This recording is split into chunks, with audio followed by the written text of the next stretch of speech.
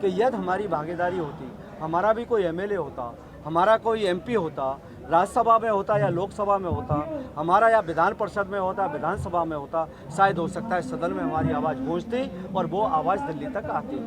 हमारी ये मांग है, हमें सिर्फ 2 मांगे, हमारी तीसरी कोई मांग नहीं है। हमको अनुसूचित जनजाति का दर्जा दे दो और हमारी राजनीतिक जो भी भागीदारी बनती हो वो दे दो। हम लोग आगे आए राजनीतिक क्षेत्र में, इसलिए हमें भी मान सम्मान स्वाभिमान चाहिए। और हर जाति अपने मान सम्मान स्वाभिमान की लड़ाई लड़ रही है, तो बंजारों को मान सम्मान स्वाभिमान क्यों नहीं?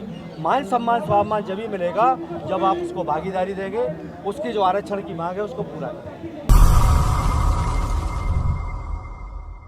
फाइल यहाँ भी रखा हुआ है, तो क्या लगता है कि एकदम से 2024 में हो जाएगा? नंबर 1। नंबर 2 सुनिएगा। नंबर 2 सवाल यह है कि आपकी भागीदारी वोट के मामले में किसी भी पॉलिटिकल पार्टी को नहीं लगती कि बहुत ज्यादा फर्क बनाता है, इसलिए आपकी अवहेलना की जाती है मांगों की, ऐसा महसूस होता है। अगर आपके वोट में दम होता तो आपके तरफ से भी 2-4 एमपी या 1 आध एमएलए होते जो अभी तक नहीं है। तो किसी न किसी तरह से मैं इस बात को कह सकता हूं, मेरी इंडिविजुअली राय है कि आपकी भागीदारी इतनी कम है कि किसी भी राजनीतिक पार्टी को, चाहे सरकार हो चाहे विपक्ष हो, आपकी परवाह ही नहीं है शायद। हाँ, इस संदर्भ में मेरा जवाब है, उत्तर प्रदेश में 20 लोकसभा क्षेत्र ऐसे हैं जहां पर 50,000 से लेकर के और 2-3 लोकसभा ऐसी है जहां पर 1 लाख से अधिक वोट है। और इस बार हमने सरकार को अवगत कराया है कि हमारी इतनी जनसंख्या, इतने वोटर हैं और हम आपको 95% वोटिंग करते चले आ रहे हैं। अगर इस बार हमारे युवा तो देश आज़ादी से हिंदूवादी समाज और अब तक भाजपा को जो सपोर्ट करता चला रहा है, मैं तो समझता हूं जब से मैंने भारतीय जनता पार्टी में कदम रखा और भारतीय जनता पार्टी के लिए काम कर रहा हूं 35 सालों से। इससे पहले मैं गोपीनाथ मुंडे जी के साथ में पूरे देश में काम करता था। अब मैं अपने दम पर उत्तर प्रदेश में काम कर रहा हूँ। अपने दम पर मैंने उत्तर प्रदेश सरकार के रिकमेंडेशन गवर्नमेंट ऑफ इंडिया को भिजवाया है। आपका एक सवाल बिल्कुल सही है कि यदि हमारी भागीदारी होती, हमारा भी कोई एमएलए होता, हमारा कोई एमपी होता, राज्यसभा में होता या लोकसभा में होता, हमारा या विधान परिषद में होता, विधानसभा में होता, शायद हो सकता है सदन में हमारी आवाज़ पहुंचती और वो आवाज़ दिल्ली तक आती। और हमारी आवाज़ इसलिए दबके रह जा रही है कि हमारा समुचित प्रतिनिधित्व न होने के कारण ये स्थितियां आई हैं। शायद हमारा प्रतिनिधित्व होता तो आज हमें ये स्थिति का सामना नहीं करना पड़ता। आज इसी के तहत आज हमारा प्रतिनिधित्व न होने के कारण आज हमारे समाज के लोग यहाँ पर एकत्रित हुए हैं। अपनी आवाज़ को इस धरने के माध्यम से हम सरकार तक अवगत कराने के लिए आए हैं। सब हमारी बात को भी सुनिए।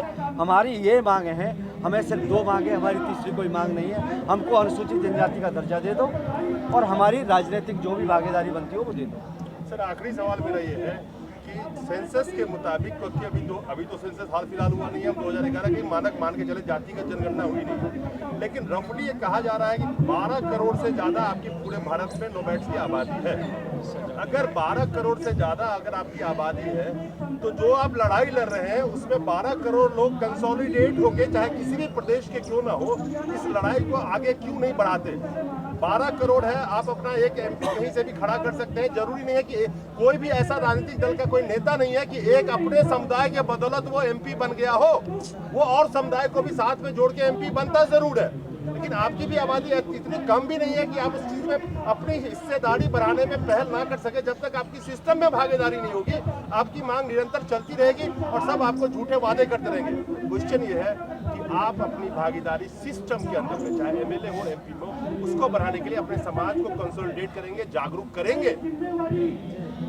आज जो ये प्रश्न आया, वाकई जो हमारे सोए हुए नौजवान थे वो अब जागरूक हो गए। जहाँ भागीदारी की बात थी, हमारे कोई भी प्रधान हुआ या कोई भी मुखिया हुआ, कोई भी प्रमुख उस क्षेत्र का दबंग कोई हुआ, हमारे वोट खेतों में बिक जाते थे।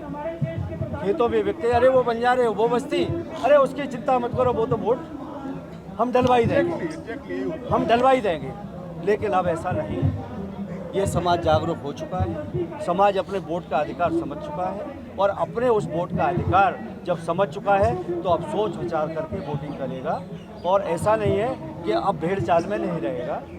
समाज को आज राजनीतिक क्षेत्र में हम लोग आगे आए राजनीतिक क्षेत्र में, इसलिए उन्हें भी मान सम्मान स्वाभिमान चाहिए। और हर जाति अपने मान सम्मान स्वाभिमान की लड़ाई लड़ रही है, तो बंजारों को मान सम्मान स्वाभिमान क्यों नहीं? मान सम्मान स्वाभिमान जब ही मिलेगा जब आप उसको भागीदारी देंगे, उसकी जो आरक्षण की मांग है उसको पूरा करेंगे। चलिए अपना परिचय भी बता दीजिएगा। और मान सम्मान तभी मिलेगा जब भागीदारी आएगी जनता की। मैं ओम प्रकाश नायक, माननीय राजनाथ सिंह सरकार में दर्जा राज्य मंत्री रहा था, माननीय योगी जी सरकार में सदस्य SC और ST आयोग रहा, अखिल भारतीय नायक महासभा का अखिल भारतीय नायक बंजारा महासभा का अध्यक्ष होने के नाते मेरे समाज के लोग मेरे साथ आए हुए हैं और अपनी मांग को लेने के लिए यहाँ पर बैठे हुए हैं। नेताजी तुम संघर्ष करो, हम तुम्हारे साथ हैं। नेताजी तुम संघर्ष करो, हम तुम्हारे साथ हैं। नेताजी तुम संघर्ष करो, हम तुम्हारे साथ हैं। नेताजी तुम संघर्ष करो, जिंदाबाद। बाबूराम नायक, पूर्व जिला पंचायत सदस्य। हम बंजारा समाज के लोग ST का दर्जा पाने के लिए अपनी सरकार से, योगी सरकार से प्रस्ताव करा करके भारत सरकार को भेज चुके हैं। अब भारत सरकार, हमारी मोदी सरकार इस बंजारा समाज की मांग को पूरा करे। और हिमाचल में हम SC का दर्जा प्राप्त है बंजारा समाज को, हिमाचल के अंदर, दिल्ली के अंदर SC समाज का दर्जा प्राप्त है बंजारा समाज को। तो